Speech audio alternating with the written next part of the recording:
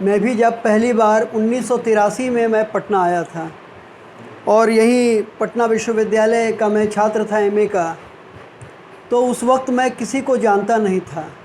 मेरे शहर में एक लेखक हुआ करता था, युवक था, वह तो मुझसे भी बहुत छोटा था। बाद में वो आप जानते होंगे सर, उसको अकिंचन नाम था उसका। वो अकिंचन नाम का एक युवक मेरे शहर में रहता था। वो बड़े बड़े लेखकों से पत्राचार बहुत करता था, तो पुष्करणा जी से भी उनका पत्राचार रहा होगा। तो उसने मुझे कहा कि सर जहाँ आप रहते हैं, मैं महेंद्रू में रहता था, तो उन्होंने कहा कि आपके पड़ोस में वहीं कहीं सतीश राज पुष्करणा जी रहते हैं, आप पता लगा लीजिए और उनसे आप ज़रूर मिलिए। तो एक दिन मैं खोजते खोजते सर के पास गया था, और जैसा कि राम यतन जी ने कहा, आदरणीय द्विवेदी जी ने भी कहा, और भी कई मित्रों ने कहा कि जो मैं उस दिन गया इनके यहाँ, तब तक ये बिहार सेवक प्रेस में आ चुके थे, जो इनका पटना में शायद तीसरा पड़ाव था आवासीय। तो फिर मैं वहीं का होकर रह गया। अब वहाँ की मैं यादें सुनाऊंगा तो वो हरि अनंत, हरि कथा अनंता है, बहुत यादें हैं।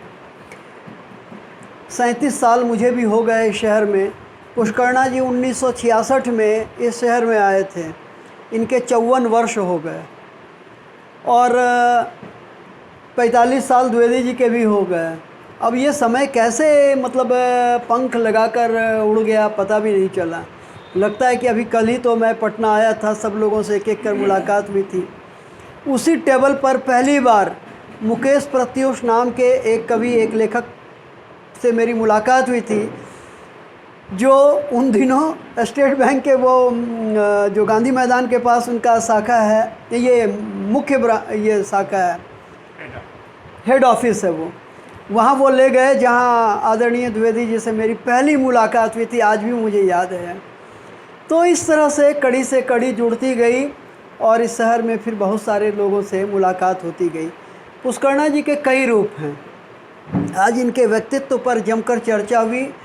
हर किसी ने अपने अपने ढंग से अपनी बातें इनके संदर्भ में कही। इनके कई रूप हैं। एक तो संघर्षशील पुष्करणा जी हैं, नौकरी की तलाश में ये पटना आए थे, और पटना आए, हालांकि कहा जाता है कि पटना का पट सबके लिए सपाट नहीं होता है, और इसीलिए यह भी कहा जाता है कि लेकिन पटना जिसे पट गया तो उसके पट परिवर्तन की दशा बड़ी निराली होती है। तो पुष्करणा जी के लिए पटना को पट गए, और ये यहीं के होकर रह गए। अब ये परिस्थितियां हैं, अब इनका स्वास्थ्य साथ नहीं दे रहा है। ठीक ही किसी मित्र ने कहा कि अब अपने बच्चों को इनकी ज़रूरत है।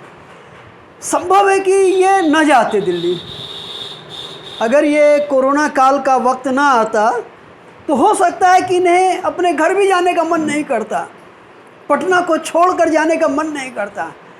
लेकिन परिस्थितियां हैं, ये गए, वहाँ पर गए थे हृदय का इलाज कर, मतलब वहाँ गए तो वहाँ बीमार भी पड़ गए, हार्ट संबंधी कुछ बीमारी हो गई, इलाज भी इन्होंने करवाया। इसी बीच लॉकडाउन हो गया तो इन्हें 5-6 महीने अपने नाती पोतों परिजनों के साथ रहने का अवसर मिला तो धीरे धीरे इनके हृदय में उनका प्रेम भी आया, और ये वहाँ इनको बसने का एक मन इनका बन गया कि नहीं, अब बाकी समय जो है अपनी तीसरी पीढ़ी को भी देना चाहिए। ये अच्छी बात है, ये सुखद बात है। इनका शरीर कहीं रहे। क्या आप सोचते हैं कि पुष्करणा जी पटना से चले जाएंगे? ये रहेंगे यहाँ, ये हमारे आपके माध्यम से ये यहीं रहेंगे, कहीं नहीं जाएंगे। बहुत सारे लोगों को तो पता भी नहीं चलेगा कि पुष्करणा जी अब दिल्ली में रह रहे हैं, पता भी नहीं चलेगा। तो अब इनका जो गोल्डन पीरियड है वो पटना में बीता। 57 साल छोटी अवधि नहीं होती है, 54 साल छोटी अवधि नहीं होती है। मैं ही किसी शहर में रहा हूँ, 37 साल यहाँ बीत गए। मैंने सोचा भी नहीं था कभी कि मैं यहाँ आऊँगा तो यहीं नौकरी मिल जाएगी, यहीं पर रहना हो जाएगा, शादी विवाह बच्चे नौकरी सब यहीं हो जाएगा। सोचा भी नहीं था मैंने कभी। लेकिन देखिए, हम और आप अपनी योजना बनाते हैं, और आपको लेकर काल एक दूसरी योजना बनाता है, वही योजना स्थायी होती है। इनको लेकर जो काल की योजना है ये दिल्ली में रहें, और हम ईश्वर से इतना ही मनाएंगे कि ये निष्क्रिय नहीं हो। एक बात ये हमेशा कहते, इन्हीं की बात मैं इनको याद दिला रहा हूँ। ये हमेशा कहते थे, इन्होंने 10 सूत्र लिख कर टांगा हुआ था उस टेबल के किनारे में, एक काठ की वो पार्टीशन था, 10 सूत्र उन्होंने उसमें से इन्होंने लिख कर रखे हुए थे। और ये इनके सूत्र नहीं थे, इनको जिन बातों ने जीवन में बहुत ज़्यादा प्रभावित किया, उन बातों को इन्होंने टाइप करवा कर बढ़िया से टांग कर रखा था। उन्हीं में से एक बात यह भी थी, 2 बातें मैंने उन 10 सूत्रों में से 2 बातें मैंने अपने जीवन में भी स्वीकार किया है, अंगीकार किया है, उसने मेरे जीवन की दिशा निर्धारित की है। उनमें से एक बात यह है कि कोई भी व्यक्ति, कोई भी मनुष्य कहाँ है, कितने बड़े पद पर है, ये बहुत महत्वपूर्ण नहीं है। आप IAS हैं, IPS हैं, किस बड़े पद पर हैं, ये बहुत ज़रूरी, मतलब ये बहुत महत्वपूर्ण नहीं है। महत्वपूर्ण ये है कि आप जहाँ भी हैं, जिस किसी भी हैसियत में हैं, वहाँ आप कर क्या रहे हैं, यानी आपकी सक्रियता क्या है। सक्रियता महत्वपूर्ण है, पद महत्वपूर्ण नहीं है। इनके इस मतलब जो इनका कथन था वह, उसने मुझे बहुत प्रभावित किया। दूसरा इनका एक कथन और था जिसने मुझे बहुत ज़्यादा प्रभावित किया, वह ये था कि जीवन में कभी भी किसी को, खासकर दोस्तों को, सफाई नहीं देनी चाहिए। कई बार होता है, मैं आपको कहता हूँ अच्छा मैं कल आऊँगा आपके यहाँ शाम में, सुनील जी कल शाम में 4 बजे आपसे मिलेंगे, और अगले दिन हम 4 बजे आपके यहाँ नहीं जाते हैं। तीसरे दिन मिलते हैं तो सबसे पहले हम तर्कों का एक अंबार खड़ा कर लेते हैं कि आपको कन्विंस करने की कोशिश करेंगे कि ये कारण थे, मैं नहीं आ पाया। कई बार हम दूसरों को अपने तर्कों से, इनका कहना है कि नहीं, सफाई देने की दोस्तों को कभी ज़रूरत नहीं है। क्यों? क्योंकि अगर वो दोस्त है तो वो समझ जाएगा कि आपकी कोई न कोई व्यवस्था रही होगी, और नहीं है तो आप कितना भी कहिएगा उसे, वो कभी उस पर विश्वास नहीं करेगा।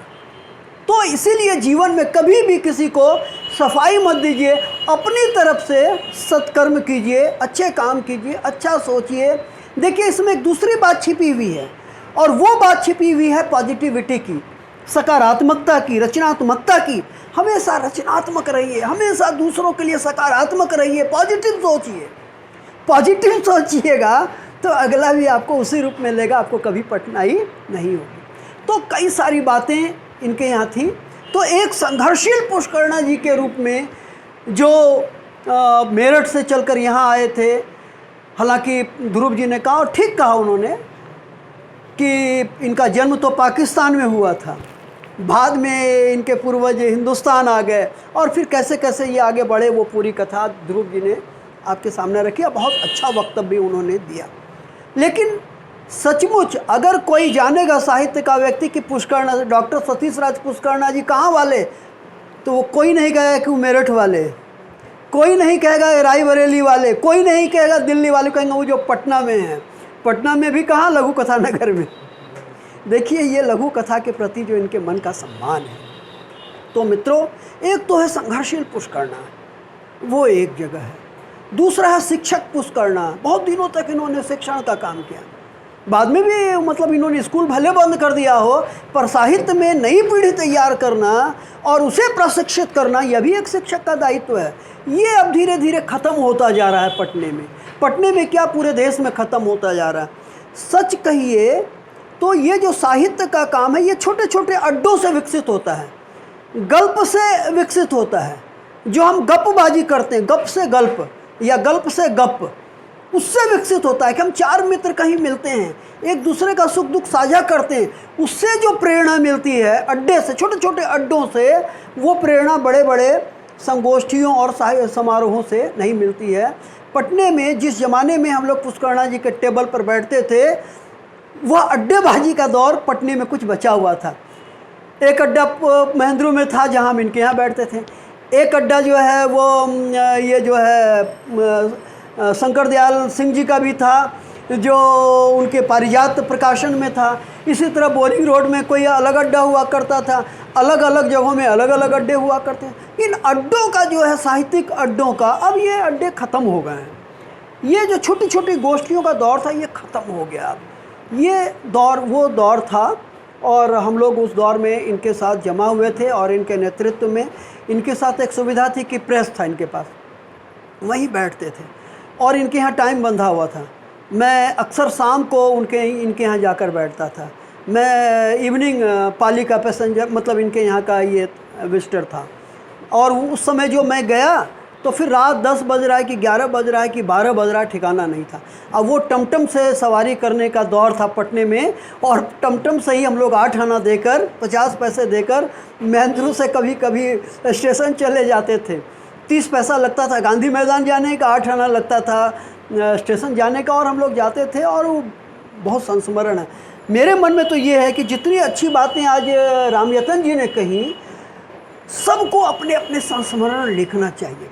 यह केवल इसलिए नहीं कि उन संस्मरणों में पुष्करणा जी कहाँ है, द्विवेदी जी कहाँ है, इसलिए भी साहित्य का जो इतिहास है ना, वो ऐसे ही संस्मरणों से, ऐसे ही रॉ मटेरियल से जो है ज़्यादा प्रामाणिक रूप से विकसित होता है, और वो आने वाले दिनों में अगली पीढ़ी का मार्गदर्शन भी करता है।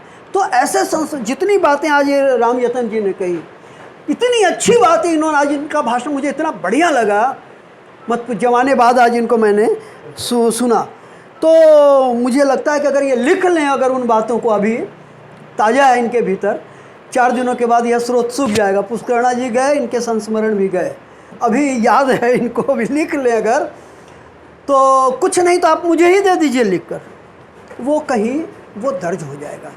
तो पुष्करणा जी का एक वह भी पक्ष है, एक आंदोलनकर्ता पुष्करणा जी का भी रूप है।